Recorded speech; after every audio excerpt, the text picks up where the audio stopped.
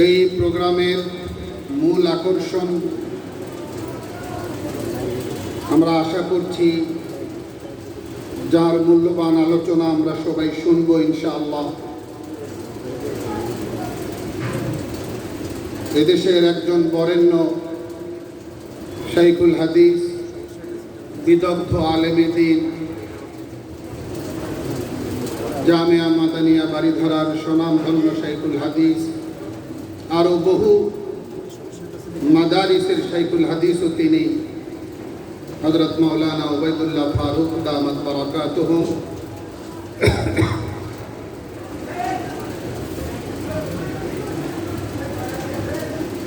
আলোচনা রাখবেন, গুরুত্বপূর্ণ নসিহত পেশ করবেন।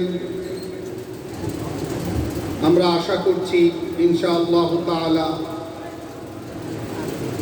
জমিয়তে উলামা ইসলাম বাংলাদেশের সম্মানিত যুগ্ম মহাসচিব, অত্র জামিয়ার সম্মানিত মুহতামিম,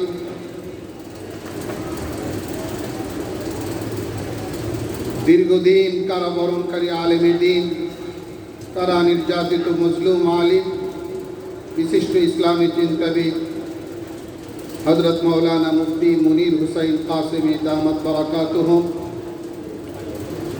উপস্থিত রয়েছেন জমিয়তে উলামা ইসলাম বাংলাদেশের সম্মানিত প্রচার সম্পাদক, যার আলোচনা শুনে ছাত্র জনতা খুব বেশি উৎসাহিত হয়ে থাকে, অনুপ্রাণিত হয়ে থাকে। মাওলানা জাইনুল আবেদিন উপস্থিত আছে, ছাত্র জমিয়ত বাংলাদেশের স্নেহাস্পদ সভাপতি, মাশাআল্লাহ খুব মেহনত করছে।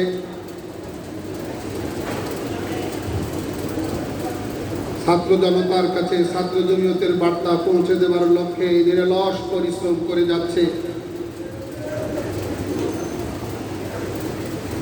মাওলানা রিদওয়ান মাজহারি, অন্যান্য দায়িত্বশীল বৃন্দ, ক্যাম্পাস শাখার দায়িত্বশীল বৃন্দ, আমার সামনে উপবিষ্ট প্রিয় ছাত্র ভাইরা, সর্বপ্রথম মহান রব্বুল আলামিনের শাহী দরবারে লাখো কোটি শুকরিয়া আদায় করছি, যিনি আমাদেরকে প্রচণ্ড গরম আবহাওয়া উপেক্ষা করে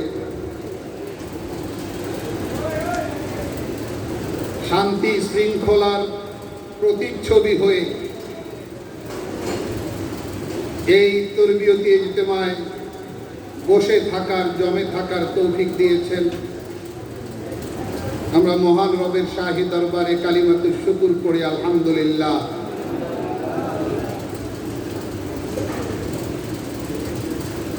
আমি যখন কথা বলছি বা মঞ্চে এসে বসলাম, আমার নজরে অনেকগুলো ব্যানার শোভা পাচ্ছে।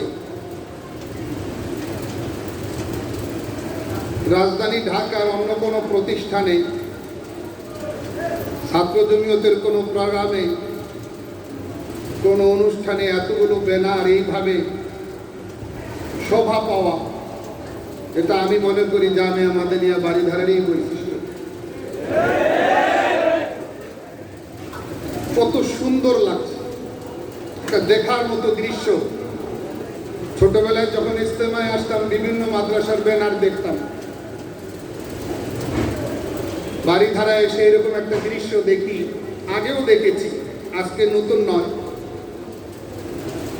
সবগুলি ব্যানার একই রকম, একই নকশার, নিচে শুধু একটু পার্থক্য।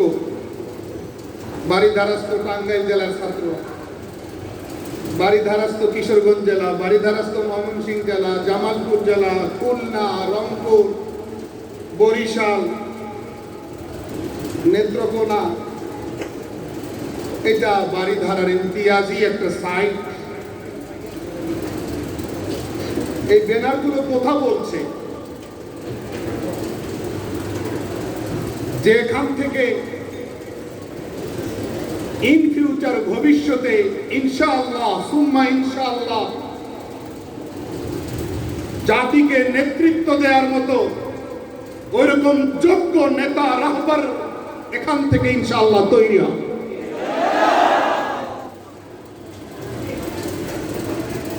স্বপ্ন না দেখলে পথ চলা যায় না, এই জন্য স্বপ্ন দেখতে হয়, ঠিক না কথা? আল্লাহ যেন আমাদেরকে ওই রকম স্বপ্ন দেখার তৌফিক দান করেন।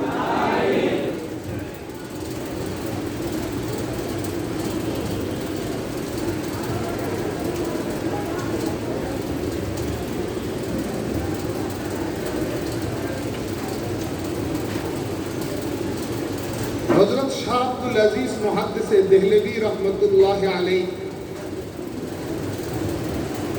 একটা পর্যায়ে ফতোয়া দিলেন,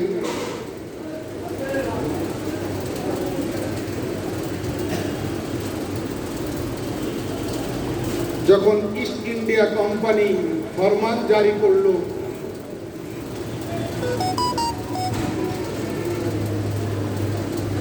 যে বাদশাহ সালামতে এখন ইস্ট ইন্ডিয়ান হুকুমত চলবে, রাজত্ব চলবে, তখন ওই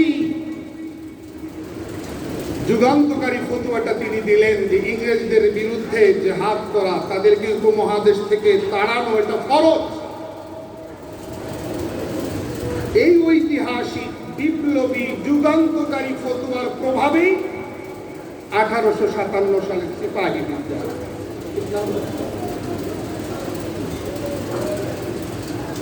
সবসময় কিছু মির্জাফর থাকে, যেই মির্জাফরের আন্দোলনের স্রোতধারাকে বাধাগ্রস্ত করে। সেই সিপাহী বিপ্লবী আজাদী আন্দোলনও তেমনটা হয়েছে। ব্যর্থ হলো কাঙ্ক্ষিত আন্দোলন, বহু আলিম, হাজার হাজার আলিম শাহাদাত বরণ করলেন। একটা পর্যায়ে তৎকালীন মুরব্বীগণ, আমরা যাদের ইতিহাস চর্চা করি এবং তাদের ইতিহাস চর্চা করাটাকে আমাদের নিয়মিত কাজ মনে করি, তারা সিদ্ধান্ত নিলেন যে এই মুহূর্তে সশস্ত্র সংগ্রাম চালিয়ে যাওয়া যাচ্ছে না। যেখানে আমাদের ইসলামী তাহজিব, তামাদ্দুন, কৃষ্টি সভ্যতা হুমকির মুখে, সেখানে আমাদের আগে আমাদের তালিম, তরবিয়ত, আমাদের শিক্ষা সংস্কৃতির সুরক্ষা দিতে হবে। এই প্রতিষ্ঠা করলেন তারা দারুল দেওবন্দ। দারুল দেওবন্দের ইতিহাস আর জমিয়তের ইতিহাস ছাত্র জমিয়তের প্রত্যেক কর্মী হৃদয় গভীরে গেঁথে রাখা আমি জরুরি মনে করি।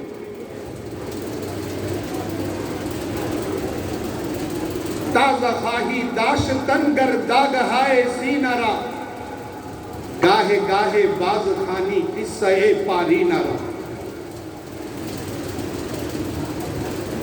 এই ইতিহাস ভুলে যাওয়ার ইতিহাস নয়, এই ইতিহাসটা লুকিয়ে রাখার ইতিহাস নয়, এই ইতিহাসটা মাটির চাপা দিয়ে রাখার ইতিহাস নয়,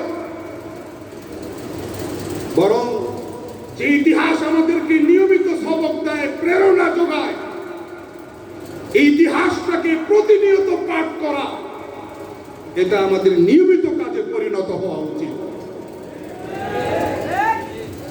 গাহে গাহে বাজ খানি কিসসায়ে পারিনারা।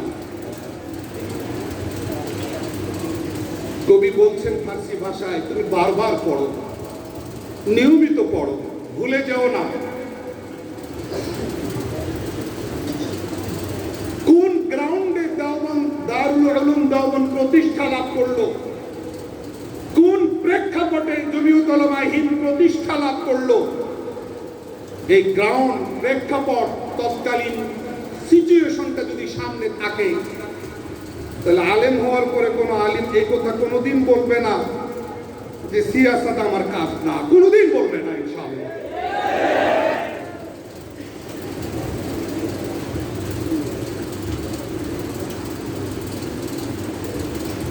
দারুল দেওবন্দ প্রতিষ্ঠিত হলো এই প্রেক্ষাপটে, কিন্তু ওই জায়গায় উসুলে হাসতে গান 8 মূলনীতির মধ্যে এটা আছে, উদ্দেশ্য লক্ষ্যের মধ্যে এটা আছে। যেহেতু এই কঠিন মুহূর্তে সশস্ত্র সংগ্রাম চালানো সম্ভব হচ্ছে না,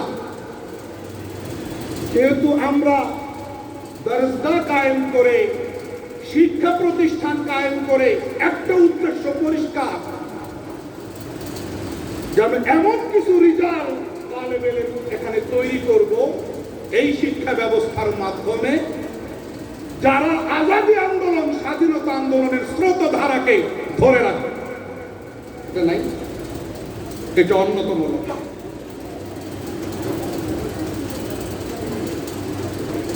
আমাদের সফল একজন রাহবার, কারিগর, সফল পরিশ্রমী, দক্ষ একজন মহাসচিব, যাকে আমরা হারিয়ে আজকে আমরা নিয়মিত তার শূন্যতা অনুভব করছি। রাহবারে মিল্লাত আমাদের কান্ডারি ছিলেন হযরত আল্লামা নূর হোসেন কাসেমী নব্বরাল্লাহু মারকাদাহু ওয়া জাআলাল জান্নাতা মাসওয়াহু। তিনি ওই লক্ষ্যটাকে কোনোদিন মৃত্যুবরণ করতে দেন নাই।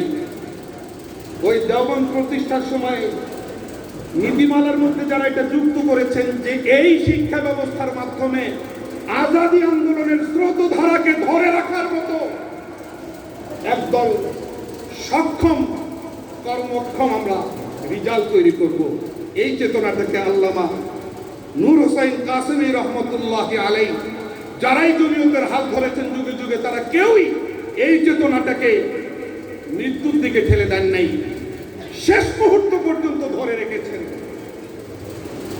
যার জন্য আজকে বাড়িধারা মাদ্রাসায় এতগুলো ব্যানার।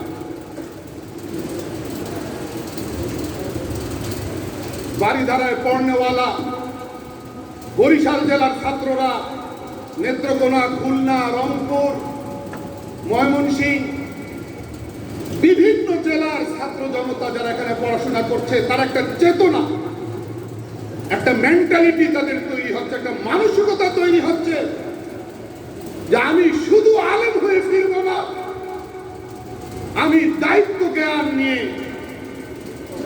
দেশ ও জাতিকে সেবা দেওয়ার মেন্টালিটি নিয়ে বাড়িতে ফিরব। সমস্ত বাতিলকে, অপশক্তিকে রুখে দেওয়ার এক জজবা নিয়ে আমি বাড়িতে ফিরব। সমস্ত ভ্রান্ত মতাদর্শের শিকড় উৎপাদন করার এক জজবার মানসিকতা নিয়ে আমি বাড়িতে ফিরব। এরকম একটা মেন্টালিটি, মেজাজ, জজবা গ্রো করবার জন্য, তৈরি করবার জন্য হযরত আল্লামা নূর হোসেন কাসেমী নব্বরাল্লাহু মারকাদাহু ওয়া জাআলাল জান্নাতা মাসওয়াহু এইভাবে বাড়িধারাকে সাজিয়েছেন। এখনো যারা চালাচ্ছেন তাদেরও ওই জজবা, যে বাড়িধারা ওইভাবেই চলুক, ওই পথেই চলুক। যার কারণে শনিবার সবক চলার দিনে দৈনন্দিন শিক্ষা কার্যক্রম বন্ধ রেখে তরবিয়তি ইজতেমার প্রোগ্রাম বাড়িধারা কর্তৃপক্ষ উপহার দিয়ে থাকে। তরবিয়তি ইজতেমা অন্য 10টা প্রোগ্রামের মতো নয়, এটা নেচার ভিন্ন, এটার চেহারা ভিন্ন। তালিম আর তরবিয়ত শব্দ দুটি আমরা ব্যাপকভাবে ব্যবহার করে থাকি, কিন্তু শব্দ দুটির মধ্যে মৌলিক পার্থক্য আছে। তালিম মানে কোনো বিষয়ে জানা, আর তরবিয়ত মানে জানা বিষয়টাকে বাস্তবে রূপ দেওয়া। তালিম মানে জানা, আর তরবিয়ত মানে মানার যোগ্যতা তৈরি করা। আদর্শ মানুষ হওয়ার জন্য দুটোই জরুরি।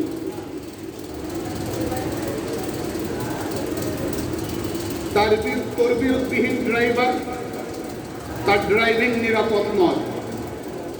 আবার বলছি, তরবিয়তবিহীন ড্রাইভারের ড্রাইভিং জোরে দাওরা ফারিক হয়ে ওয়াইজ হওয়া যাবে, কিন্তু বেলা তরবিয়ত ওয়াইজ হলে তার ওয়াজে রকমারি সমস্যা তৈরি হবে। ফারাগাত হাসিল করে মেম্বারে বসে খুতবা দেওয়া যাবে, বাকি খেতাবত নিরাপদ হবে না। তারবিয়তবিহীন নেতার নেতৃত্ব নিরাপদ নয়। তারবিয়তের প্রয়োজনীয়তা সর্বক্ষেত্রে। আমি এই জন্য প্রায় বলে থাকি তারবিয়তের জলসাগুলোতে, যে একজন মানুষ কিছুদিন ড্রাইভিং প্র্যাকটিস করলেন, প্রশিক্ষণ দিলেন, কারো সংস্পর্শে গেলেন, চালা শিখলেন, গাড়ির পার্টসগুলো জানলেন, বাস কন্ট্রোলিং পাওয়ার, নিয়ন্ত্রণ ক্ষমতা তার আসলো, ড্রাইভ শুরু হয়ে গেল। এটা ড্রাইভিং শিখা, এটা তালিম। আর তারবিয়ত ভিন্ন জিনিস। যারা প্যাসেঞ্জার হয়েছে তারা ড্রাইভারকে উদ্দেশ্য করে বলতেছে, আমরা ঢাকা থেকে চিটাগাং রওনা করলাম, তুমি কি গাড়ি চালাও, 4 ঘন্টায় চিটাগাং যাইতে পারবা কিনা বলো। ড্রাইভার বলতেছে, আরে আমি পারবো না, তো কে পারবে, চল। এই চ্যালেঞ্জ গ্রহণকারী ড্রাইভারকে কখনো তারবিয়তওয়ালা ড্রাইভার বলা যাবে না।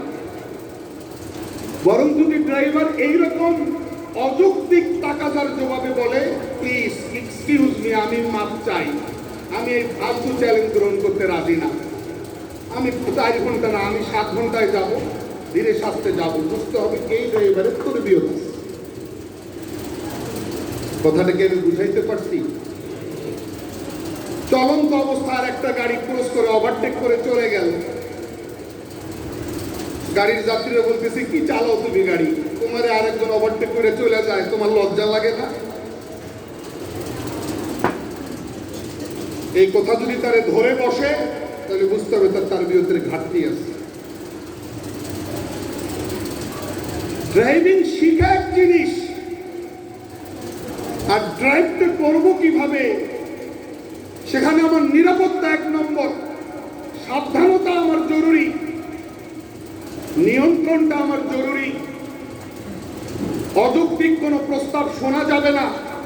কেউ ওভারটেক করলে এটাকে প্রেস্টিজ কনসাল্ট, প্রেস্টিজ টেম্পার, মানে ইজ্জত চলে যাওয়া মনে করা যাবে না। তারবিয়ত মানে ড্রাইভারকে বুঝতে হবে যে দুনিয়াতে একমাত্র আমি সুস্থ, আর আমি চোখ দিয়ে দেখি, বাকি দুনিয়াতে যাদেরকে দেখতেছি ডানে বামে চলন্ত অবস্থায় সবাই অন্ধ, সবাই পাগল। এই কথাটার, এই 2টা কথা যেই ড্রাইভারের বুঝে আসছে, তার তারবিয়তটা 16 আনা হয়েছে। ক্লিয়ার? আমি চলন্ত অবস্থায় সবাইকে পাগল মনে করব, সবাইকে অন্ধ মনে করব। পাগল মানে পাগলামি করে আমার গাড়ির সামনে এসে পড়বে, আমাকে সাবধান হইতে হবে। সবাই অন্ধ, না দেখার কারণে এসে আমার গাড়ির সামনে পড়বে, আমাকে সেভ করতে হবে। একমাত্র আমি চোখে দেখি, আর কেউ চোখে দেখে না। একমাত্র আমি সুস্থ, আর সবগুলি পাগল।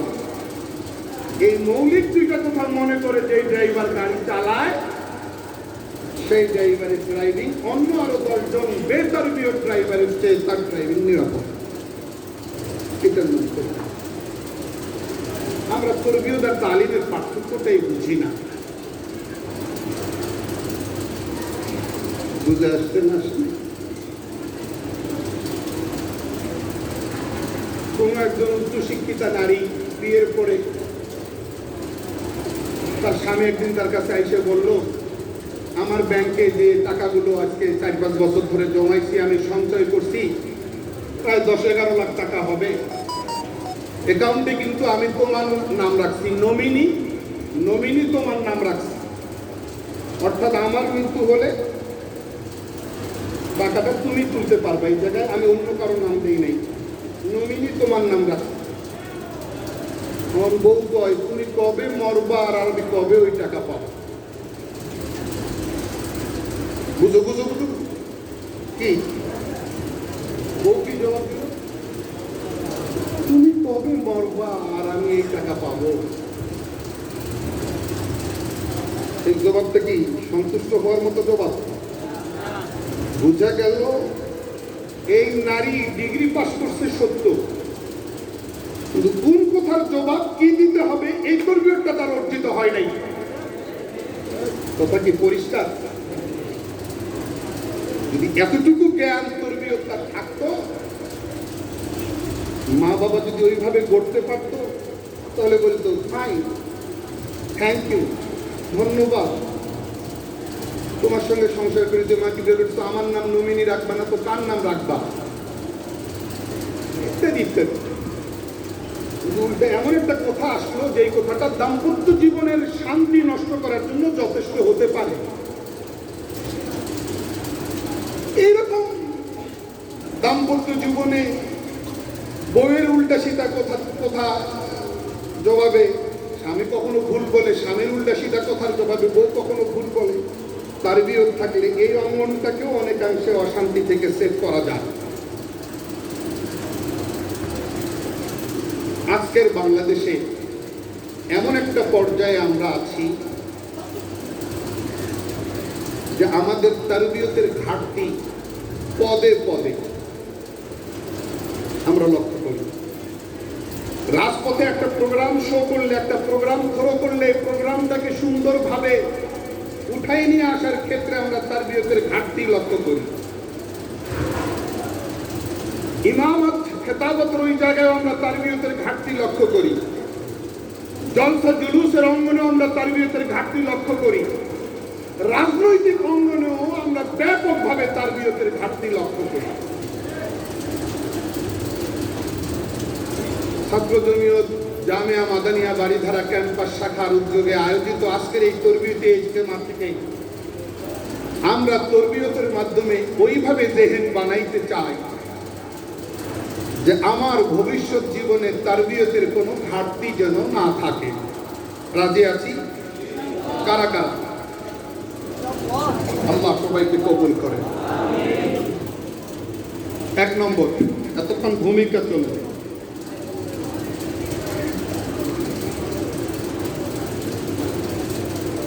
আল্লামা নুর হোসেন কাসিমি রহমতুল্লাহ আলাইহি, আল্লাহ জান্নাতুল ফিরদাউসে হযরতকে আলা মাকাম দান করেন।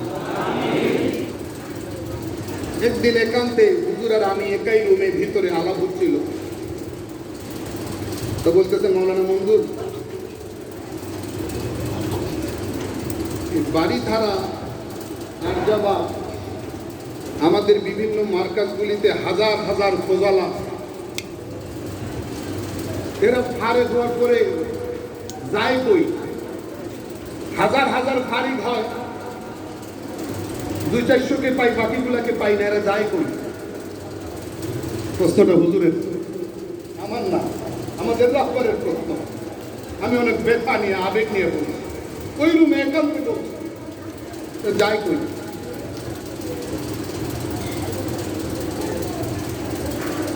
তার মানে ফারেক হয়েছে ঠিকই, কিন্তু এদের জেহেন বানাইতে পারি। এই জন্য জেহেন সাদির উপর বেশি মনোযোগ দিতে হবে। এটা এন্তেকালের 7-8 বছর আগের কথা। এরপরে হুজুর ব্যাপকভাবে তারবিয়তি প্রোগ্রামকে গুরুত্ব দিতে, জেহেন বানাতে।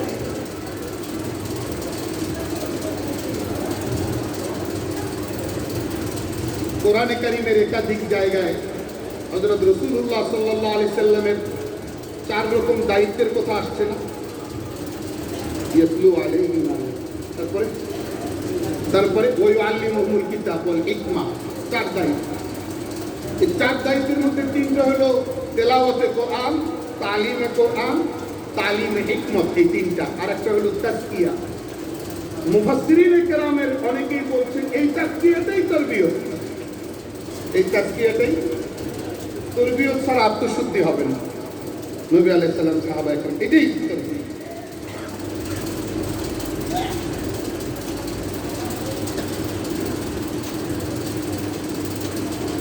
হযরত আব্দুল্লাহ ইবনে মাসউদ রাদিয়াল্লাহু আনহু বলেন, নবী আকরাম সাল্লাল্লাহু আলাইহি ওয়াসাল্লাম ইরশাদ ফরমান, ইন্নাল্লাহা আদদাবানি ফাআহসানা তা'দীবি ওয়া আমারানি বিমাকারিমিল আখলাক।